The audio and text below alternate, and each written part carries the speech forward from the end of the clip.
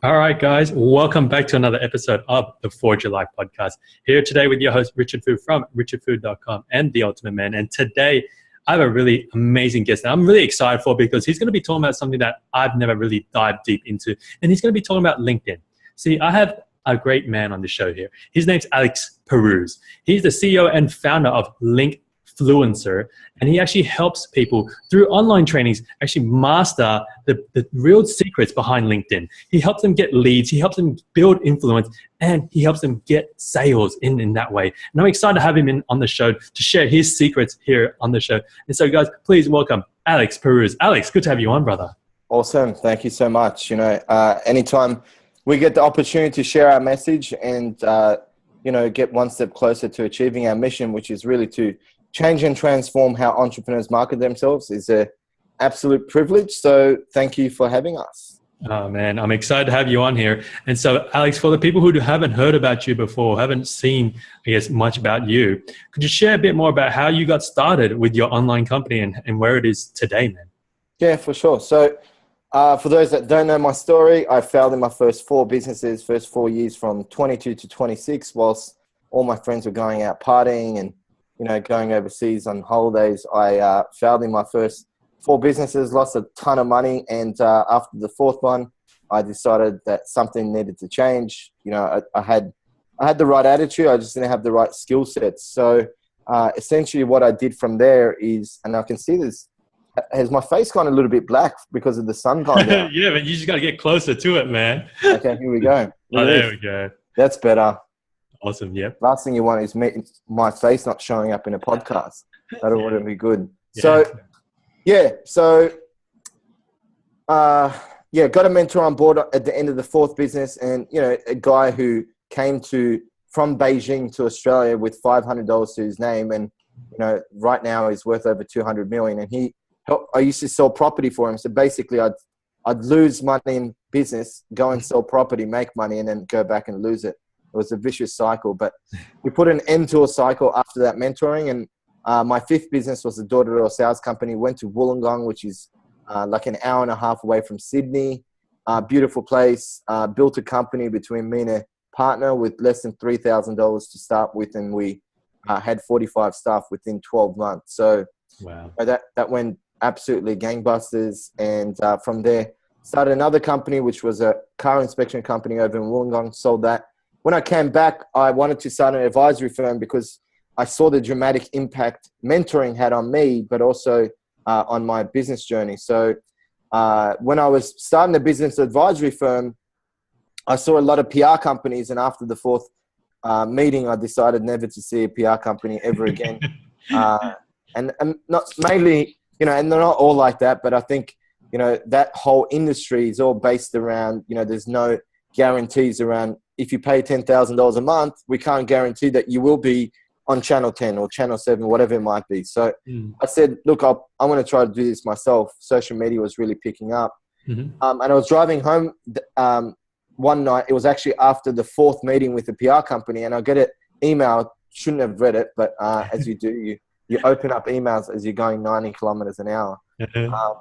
And I got an email with a headline. Subject was 94.2% of journalists and editors are on LinkedIn. So, very, very timely. And look, if you take away nothing from this sort of podcast and just this one thing that I would recommend is just to execute. All I did was I started connecting with journalists and editors.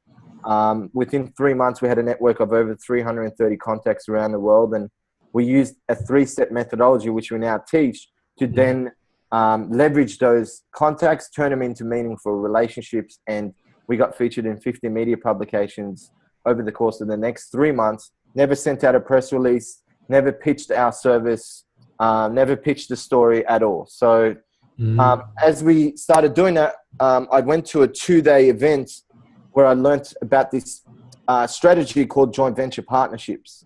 Yep. And we use that to then grow the business advisory firm. And, that's how we grew to 3 full-time advisors. And through that process, a lot of small business owners said, well, look, you're doing so good on LinkedIn. Can you teach us?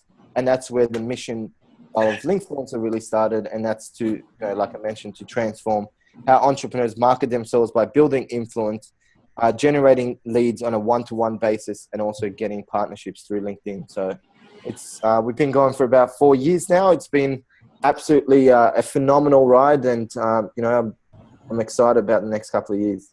Oh man, what a story, Alex! What a story, man! I love this, right? And I love that you highlighted the importance of the JV side of things, right? Finding the right partners to partner up with and to work with, because without that on that side, that end, you wouldn't be able to grow the business advisory business as big as it did.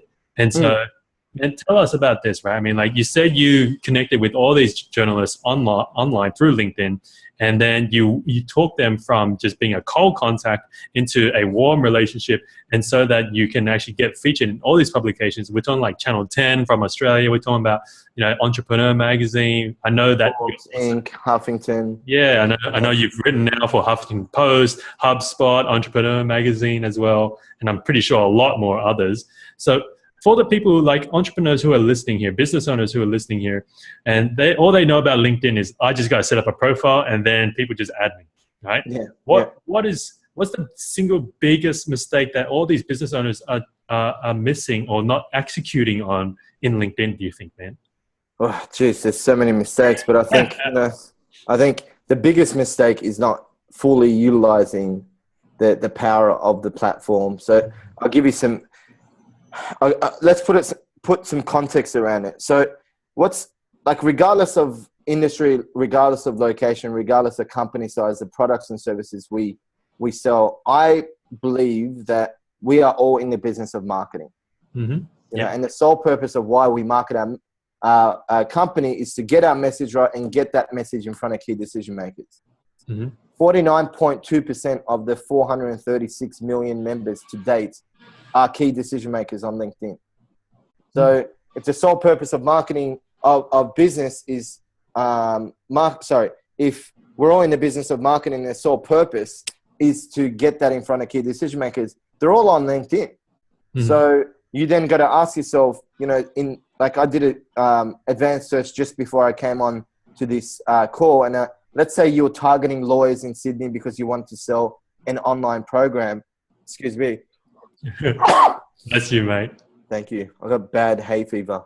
So I did a quick, let's say I want to sell an online program to lawyers. Yep. I did a quick search. Just in Sydney alone, there are 13,892 lawyers that I could connect with who are prime in my target market, that I can actually send an invitation, build a relationship, and then be able to promote a call to action. Obviously, a call to action wouldn't be buy my course. It'd be something for free or a phone call, depending on what stage you are in your business. So when you look at the power of LinkedIn and what it can do for your business, just from a lead generation perspective, that's the biggest mistake, not actually understanding it. Because a lot of people have heard that there's mass potential, but then hearing and executing is a totally different thing.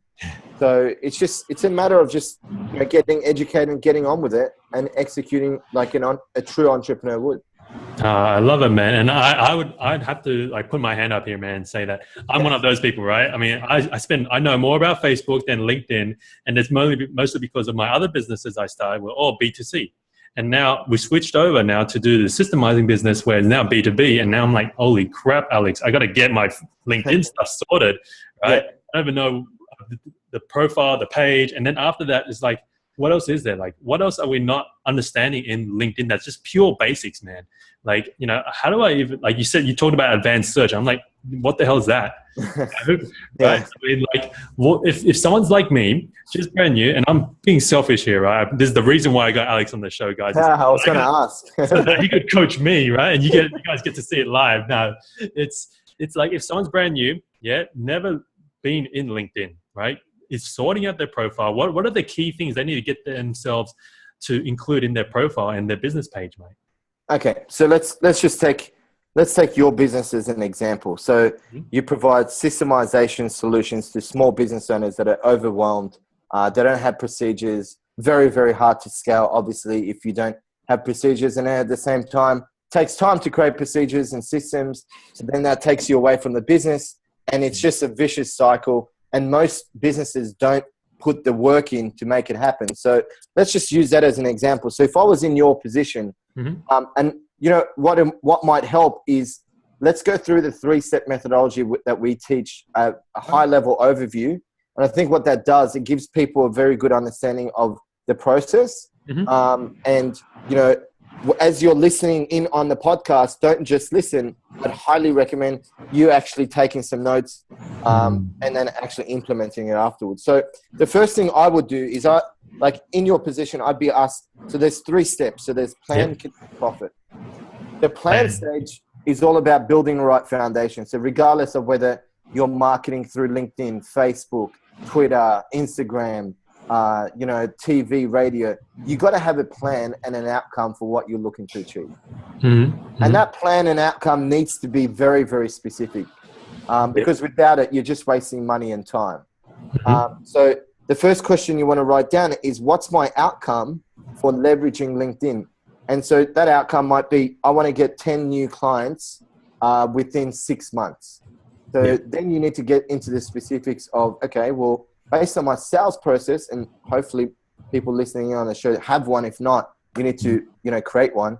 How many people do I need to get in front of? How many meetings do I need to have to, I don't know, close 10 clients? Okay, I need 100 meetings because my closing ratio is 10%. In order to get 100 meetings, how many people do we need to put the message in front of? Okay, well, 1,000 people. Now you have absolute clarity on what your purpose is on LinkedIn. Then you need to look, and then the other question you want to ask yourself is, what are my marketing objectives over the next 6 to 12 months? So those marketing objectives that you have in your business overall need to fit in line with what your outcome is for LinkedIn. That'll give you clarity. Then you got to ask yourself, who do I need to connect with in order to achieve this outcome I want from LinkedIn? So in order for you to achieve these 10 clients, there's 5 metrics that you need to think of. What industry am I going to target? What's the company size? What's the location? What's the profession? And what's the seniority level? Now, the reason why you need to get clear on the client avatar is because when we go to the connect stage, the second step, if you don't have these, then you can't put them into the advanced search to look for the right people. So you build your client avatar. Then you got to think to yourself, put yourself in that person's position and think, if this person went onto my profile, or if this person, actually, let's park the profile. Let's say if this person wanted to buy from you, what would be the top 3 objections that you would normally face in selling your service? Then you got to think to yourself, what are the top 3 challenges that your service or product solves for that person? And then on top of that, you need to think, what makes me, what's unique about who I am and what we do. Then you go into your profile and you build out a profile based on the outside-inside approach, because you've got an understanding of what challenges you solve. You've got an understanding of the objections you face. Then you go into your summary, your skills and expertise, your experiences, you get recommendations. And everything you do on this profile has to weave in these the answers to those 3 questions that we ask. Because then what you do is you build a profile that what I call is it builds what I call connectiveness with your target market. A lot of people, what they do, Richard, is they build a profile based on what they think sounds good. And I call that the inside-outside approach. And, you know, I was a victim of this, and that's the reason why my first 4 businesses failed. I thought, I'm going to create a product. I know how to sell and market, so I'm going to price it at this, and I'm going to, this is how I'm going to pitch it. Everyone's just going to buy because, you know, I run the best company in the world. It just doesn't. If you don't connect with the audience, people just don't buy. So Gotcha. That's basically a plan stage. And so I love this, Alex, that it's about going back and answering those 3 critical questions, right? Like I even wrote them down here. It's like, you know, what are the top 3 objections? What are the top 3 challenges that you solve for these people? And then, you know, on top of that, what makes you unique in your service special compared to everyone else? Because, and I love that you say you weave it through. It's not like you put a line there saying, these are top 3 objections I'm going to answer. It's, you know, you working through like a story. It sounds like your profile needs to be a story. 100%. yeah, people can connect with it and then feel real. And then it's like Inception style, right? Where you're actually telling them and answering these questions without them actually knowing about it, isn't it? 100%. Don't pull call to actions on your summary. It's cheesy. You know, it's just a rookie move. Like imagine I put a call to action saying contact me if you want to download our guide. So what the biggest mistake people make is that your profile needs to achieve one or two things. Most people are reactive on LinkedIn. So they think, okay, I'll slap up a profile. I'll put some keywords in. People will find me and then they'll want to buy from me, you know, because I'm the hottest thing around. So even though you think that, your market doesn't think that. So, you know, actually 98% of people, or probably more, are not proactive. So proactive is building a profile and then going out and connecting with your audience and building those relationships. So when you use that approach, it's far more effective because you're not sitting on the sidelines and you're actually on the field playing the game of life, which we call business. So I think when you build a profile like that, your main thing that you're looking to achieve from having a compelling profile is for them to accept your invitation. You're not selling anything at that stage. Once they accept your invitation, you've now got them to a point where they say, you know what? Yeah, I'd like to connect with you. And to some degree, you've broken down you've broken the sort of ice between the two of you.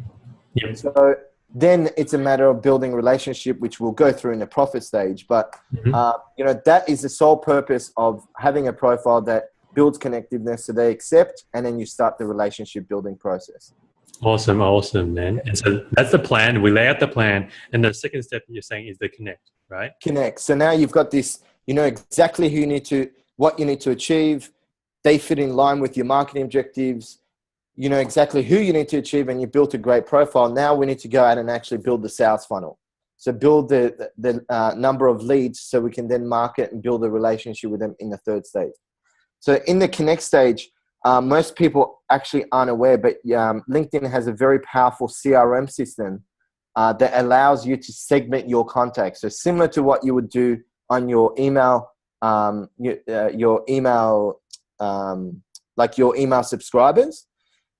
You would, like, for instance, we've now got over 18,000, but we know that 2,452 of them have attended a webinar. So when we go to promote another webinar, we wouldn't send it to them because, one, they would get pissed off and probably unsubscribe because we haven't done our research and we haven't got the right data to put the right message in front of it. So LinkedIn has something very, very similar, and they call it tagging. So you can go through and actually tag and create different folders. So when we approached when we had the business advisory firm, we actually went through and connected with 500 accountants, and that's how we built the entire practice. So we built tags, or what I call sales folders, such as Sydney accountants, Brisbane accountants, you know, Melbourne accountants, Adelaide accountants.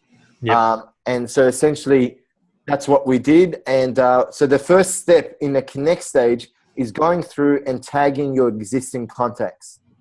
Now, if you've got a lot of people that you don't know, you got to create a tag called do not contact, or I don't know.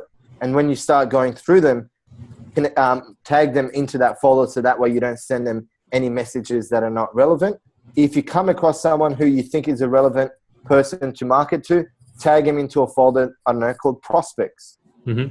So tag your existing contacts and then use the advanced search feature, which is located in the middle of your, at the very top of your profile, and it's in the middle. So you hit advanced search and this pop-up will appear, and what you do is you put the 5 metrics that we looked at within the plan stage within the connect stage. And all you're doing there is you're essentially connecting with them. Using the 5 metrics, you hit search, and that'll give you a list of, let's say, 14,000 lawyers. Now, what you want to do is you want to make sure that that search, because if you haven't done the 5 metrics right, if you've just thought of it like overnight or don't know your market well, when you hit the advanced search feature, you're just going to get like a list of thousands of people that are not relevant. And I want to jump in. When you're talking about the 5 metrics, you're talking about the ones that have like industry, company size, location, profession, and seniority, right? Yeah, it's a mouthful, that one. Seniority level. Yeah, right, awesome. Exactly. And this is why, like, this is why we meet people all the time that say, I've got 10,000 contacts, but I haven't done any business from it. And so I'll ask him, out of those contacts, how many are relevant to your target market? I can't really tell you. Okay, well, there's the flaw. So the system's not the flaw, it's you that's the issue. So use the advanced search feature, find the people, start connecting with them, personalize your message. As soon as they accept your invitation, you'll get a notification through LinkedIn. And then what you want to do is you want to actually tag them into one of the sales folders that you've created. So for you, let's say you're niching in, let's say accountants are poor systemizers. Yep. So you would create accountants Singapore, accountants Melbourne, accountants Sydney, and then you use the advanced search feature to find these guys. As soon as they accept, you put them into those folders. And this is the number one key to LinkedIn success, is to ensure that the only way you can really be successful on LinkedIn is to create good content, and we'll go through that in the third stage. And that content needs to be in the right context. So a lot of people talk about content is king. I think content is absolutely worthless if it's not in the right context, because the reason why we're so successful with the accountants, actually I'll share it in the profit stage. So basically you use the advanced search feature, you find people, you go and connect with them. Now, most people probably aren't aware, but you can connect with up to 72 people a day on LinkedIn. Yep. So, you could easily get up to 400 contacts within 2-3 weeks if you send 72 a day, and you can outsource all this sort of stuff. And that's one thing we recommend. So you go and get 400, let's say, accountants in Singapore, you put them into that particular tag, and then you head into the profit stage. Now, by this stage, all you've done is you've got a very high targeted list of key decision makers that you now need to build a relationship with. Yep. So the profit stage is all about taking this person from a connection and building it to a point where they want to either to move to the next stage of your sales process. So would that be like a phone call for you, and then that would lead to like a face-to-face meeting? Yeah, that's what I love to get from you. I think that is probably the best way to do it, right? Is that engaging with your content, and this is how I foresee it, Alex. Is that then you message them, right? Or they message you, like, Richard, tell me more about this. Yeah, and then it's like, all right, cool. Let's have a 10-minute call, and let's understand, see if I'm actually a good fit for you. It's not even to sell at that point, right? It's just to say, let's 100% understand you more. So then, okay, now we had 10-minute chat, like, hey, you like it, I like you. Let's see if and then take that further to the next step. And 100%, yeah, absolutely. And remind me to talk about the joint venture example of one of our members and what he's done based around the accounting industry, because it's pure gold. And if you deploy it, geez, you'll get more business out of partnerships than you would one-on-one. So like the way I look at it, and one of the biggest mistakes people make is they go and connect with someone and then they start pitching.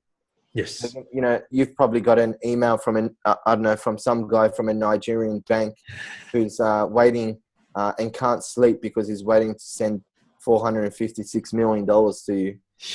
And all he needs is your bank details. So, and then on the flip side, you've got SEO companies that just will bombard you. And at the same time, people asking you to fill out surveys. It's the level of education is it's poor around social selling. And obviously that's one reason why we built the company. But it's like this. Imagine this, as good looking as I am and as charismatic as I am, if I went into a bar and I asked the girl that I've never seen and who I've just walked up to at a bar to marry me, the likelihood of that would be no. The likelihood of me getting slapped in the face would be pretty high. And I'll probably get chucked out of the bar. Yeah. Right? We need to be realistic. So that's the same, like when you look at that same process, that's what business owners do. They go up to people at a bar and then they expect them to buy from it. Mm-hmm. What you want to do is once they make the connection, it's like you seeing someone for the first time before you ask them to marry you, which really means before you ask them to buy from you, there's multiple steps involved. So what we recommend is as soon as someone accepts your invitation and you've got that 400 number in terms of putting them into that folder, you need to do three things. And we call this the rapport bank. So the rapport bank is a 4-step process where you build trust, expertise, and rapport. And you do that through a series of 4 emails. I'll give you the accounting example. So when we connected with accountants, we thought, okay, the first thing when I send them is just a thank you email. Hey, thanks for connecting with me. I believe your network is your net worth. And, if I can help in any way and connect you with people to help you further develop where you're heading with your goals, just let me know. No selling. The next one was an email we sent them, and I wrote an article for Antil magazine, and I said to them, basically the article was about the evolution of the accounting industry. Do you think they were going to open that email if they see a very relevant article that's in the right context?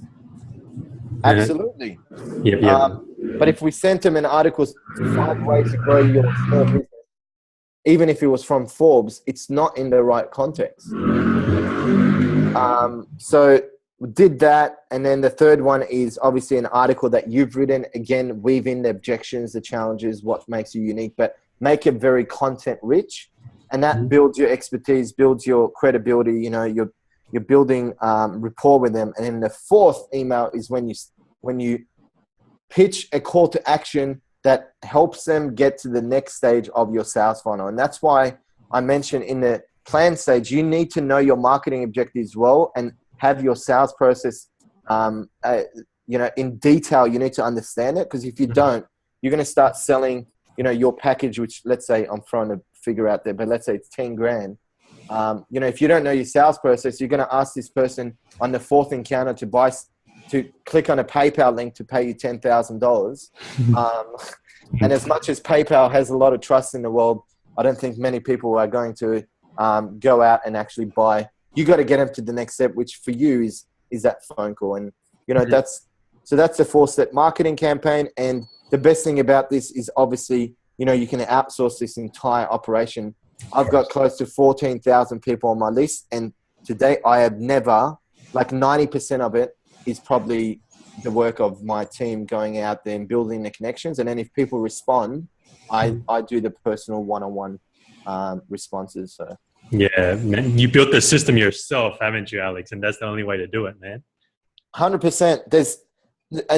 Gary Vaynerchuk, who I'm a massive advocate of, he talks about being a practitioner, not an educator.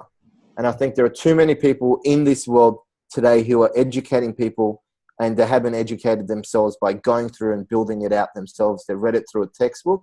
I take a lot of pride, because my mission is to impact people's lives through the products and services I build. So I would never put an article out, a post out, an online program or whatever it is, unless I've done it, because that is just irresponsible. So, if you come from that frame of mind, adding value to people it's second nature. Oh man, Alex, man, I've been loving this chat, man. And, you're just dropping so many bombs here, on LinkedIn that just shatter me, right? It's great, man. And I love it. And I love that it's authentic. Yeah. It's not a hard push. And, we all know now with social media, you cannot go for this hard push, hard sell, because it's just not going to happen, right? It's just not going to convert, and you're just going to ruin your relationship, isn't it? 100%. And look, one of the main things I would recommend people I would definitely be starting to connect with media and journalists and editors. That's a no-brainer. Because there's a lot of them are looking for experts to connect with. So park that aside.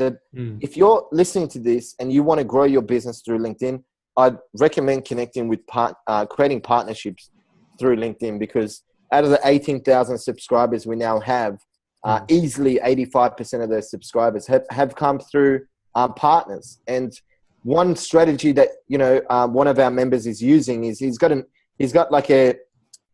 company that helps businesses create online funnels that sell high-ticketed items. Yep. So I said, instead of going out and getting one-on-one clients, why don't you go to like a brand agency, help them build a funnel, and then, get them to promote you every month to their database, a particular landing page. So I said to him, go in with this approach. Mm-hmm. Instead of spending 30 grand on advertising and marketing, I know that, if I do it, I'll get some return, but I'm in the business of adding value. And I think that money would be better spent in 10 partners. So what I'm going to do is I'm actually going to come and build this out for you. Mm-hmm. And this, I normally charge $3,000. If you love the process, you start seeing results. I then want you to, promote me to your 1,500 clients that are currently spending anywhere between 20 to 50 grand with you.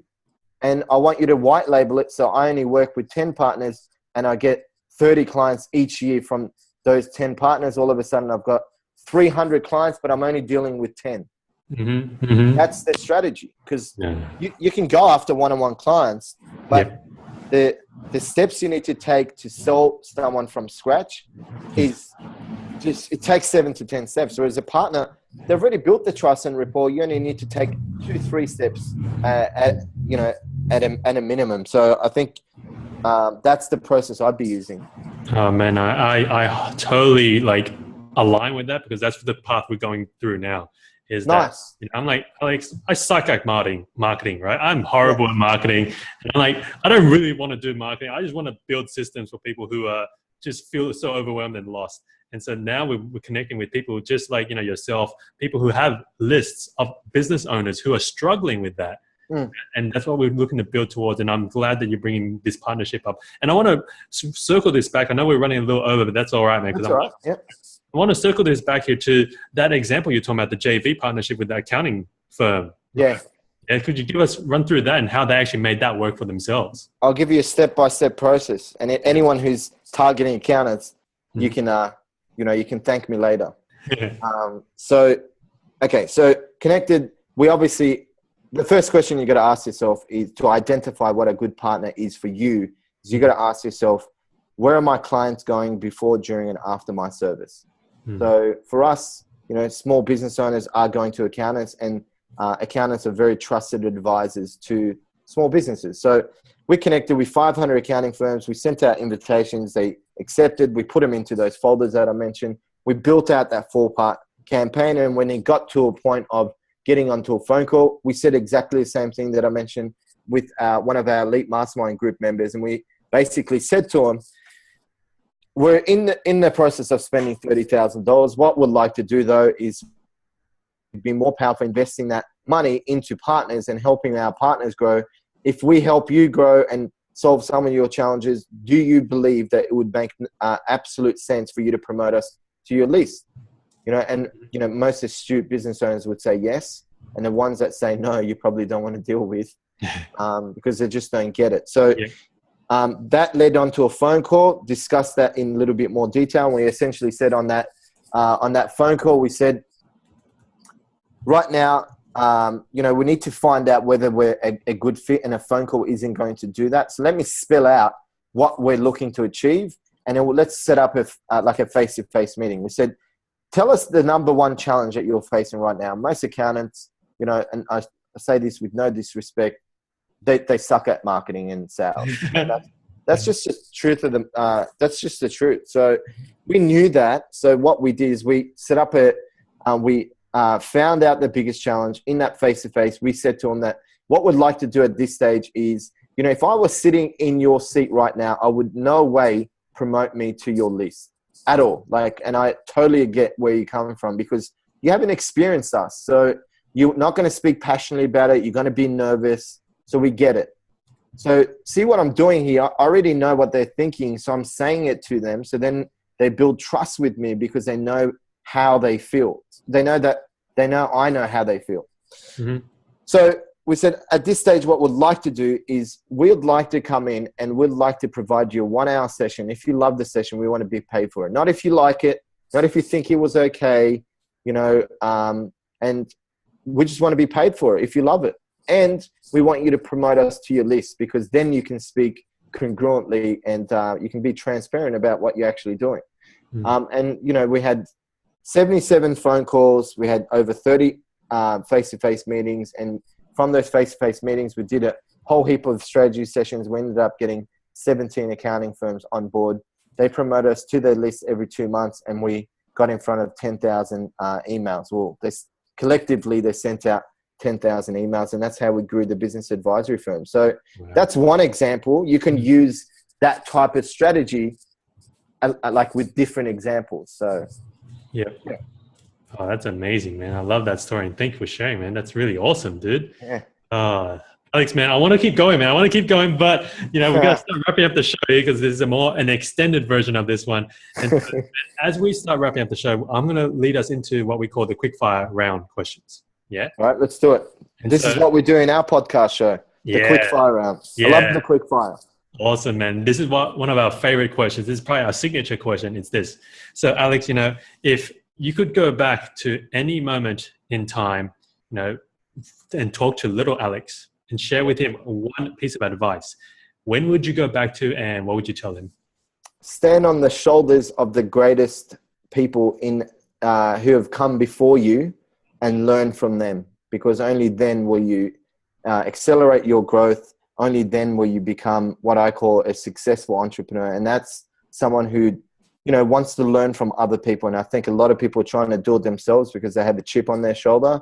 I don't have a chip on my shoulder. I want the path of least resistance. And to me, the path of least resistance is finding people who've been there, done that, learned from their mistakes and guiding me through the process. So, you know, if I was to do things over and again, I would definitely get a mentor from the outset. And, you know, if you don't have a mentor, go and find one. And, you know, there's a lot of people out there that have the skill sets you need.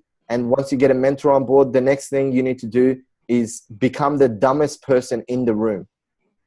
And I honestly say that, like, if you are the smartest person in the room, you don't have an A team. Sure, you got to know a little about a lot, and then you got to specialize in your strengths. But too many people focus on building out, working on their weaknesses rather than getting people as part of their A team to really work on, for them to work on the weaknesses that you have. And collectively, if everyone is doing what they love, then that's how you build that mission. So that probably wasn't a quick fire round, because I went on for like 3 minutes there, but there you have it. It's all beautiful, man, and I love it. And so next question I have for you, mate, is like, I'm sure you've read a lot of books, and if there was just one book you'd recommend to the people watching and listening here, what would that be? There was one book. I read a book by a guy called Cruel Price, and it's called The One Thing to Win at the Game of Business. Yep. And in the book, he talks about decisionship and how to make decisions, small, big, you know, humongous. And I think actually one of the biggest areas, you know, because a decision can lead you towards two paths. And I reckon decisions actually create your destiny if you have a long-term perspective. So in his book, and look, for those who don't know, Krill has sold $109 million company, and he dedicates a lot of that success to decisionship, which is like a concept he's built around decision. So I'd recommend that book. Awesome, man. We'll add that to the show notes. And one final question here, Alex, man, as we wrap up. So, you know, you've started a lot of businesses, you've failed a lot, and now you've found this success here, and you're building upon this and helping a lot of people make a huge difference in the world. And so, you know, I guess the question I want to ask you here, man, is as part of the show, we're always looking at, you know, mindset, purpose, health, wealth, and love and relationships. And I want to ask you this, is like, what does true wealth really look like for you, brother? What's true wealth? Yeah, so it's a good question. Tony Robbins sums this up really well. Success without fulfillment is failure. As long as you're fulfilled, like for me, it's not money, it's not status, it's not family, it's not health. For me, it comes down to fulfillment, and everyone has a different strategy for being fulfilled. Mm-hmm. So my strategy is working 7 days, 17 hours a day. That makes me fulfilled. But I don't expect that from people that work with me or are in my team, or I don't expect that from my partner, because everyone's got a different strategy. And my fulfillment comes based on my number one value. And, most people have their top 3 values, and based on that, that'll determine the actions they take. For me, the number one value is legacy. And I want to be remembered as one of the best entrepreneurs in the world, and I won't stop until that happens. And the only way I can do that is for me to build products and services that have a dramatic impact on millions of people's lives. And, I wake up every day and I have that purpose. And that's what drives me. Like, people ask, how do you sleep 5 hours a day? Like, literally, I only sleep 35 hours a week. Because my passion and my mission fuels me, whereas other people need more sleep. So I'm not saying to be like me. I'm just saying whatever makes you fulfilled, you need to, base your decisions on that. And fulfillment comes from your top 3 values. Oh, man. I love it, man. I love it. And for a guy that only sleeps 5 hours a night, man, you're looking good, man. You're looking good, man. It's a lot of Botox. A lot of Botox. Oh, love it, man. So, man, as we wrap up this show here, Alex, man, I want to say thank you for jumping on, man. I really appreciate what you're sharing. It's been phenomenal just learning here with you. And so for the people who want to learn more about you and I guess more about the LinkedIn side of things, where can they find you, man? Yeah, so if you go to www.linkfluencer.com/guide, so it's linkfluencer.com/GUIDE, you'll be able to download our 3-step methodology that we just went through. It's a step-by-step guide, very detailed with screenshots, and then that also comes with a video where we actually explain it. And help you implement the guide so you can start seeing results. That's my gift to you, and I'd love for you to go through it because I know the impact it'll make on you and your business. So, awesome. That's the best place to start. And obviously connect with me on LinkedIn. Thank you so much, Alex, man. Is there anything else you wanted to add that we didn't get a chance to cover here? No, look, I really appreciate you having me on the show. And look, the biggest thing for me, like I said, I've learned that execution is the key to success in anything you do, whether it's relationships, whether it's business. So please don't let this be another show where you get inspired and you watch the show and then all of a sudden you don't do anything after 2 weeks. If there's just one thing that you can action, go and do it like right now. Whether it's connecting with One Media and Sydney Morning Herald or Forbes, go and do it now, because that creates momentum. And then all of a sudden you start connecting with 2, 5, 10, and before you know it, you're now writing for like publications. So that would be my last piece of advice. Amazing, Alex, man. Once again, guys, thank you so much, Alex, for jumping on the show, man. Absolute pleasure having you here, man. No, thank you. Appreciate it. Awesome, guys. And so this wraps up another episode here today with the Linkfluencer, Alex Pirouz. Make sure you do this, because I know this. Alex doesn't want to keep this a secret. I don't want to keep this a secret. This needs to go out, right, to everyone out there that needs it. So make sure you rate the show on iTunes. And of course, you can grab the show notes over at richardfood.com. And guys, remember to go out there, go live with love, and go smash it. Now see you again on the next one.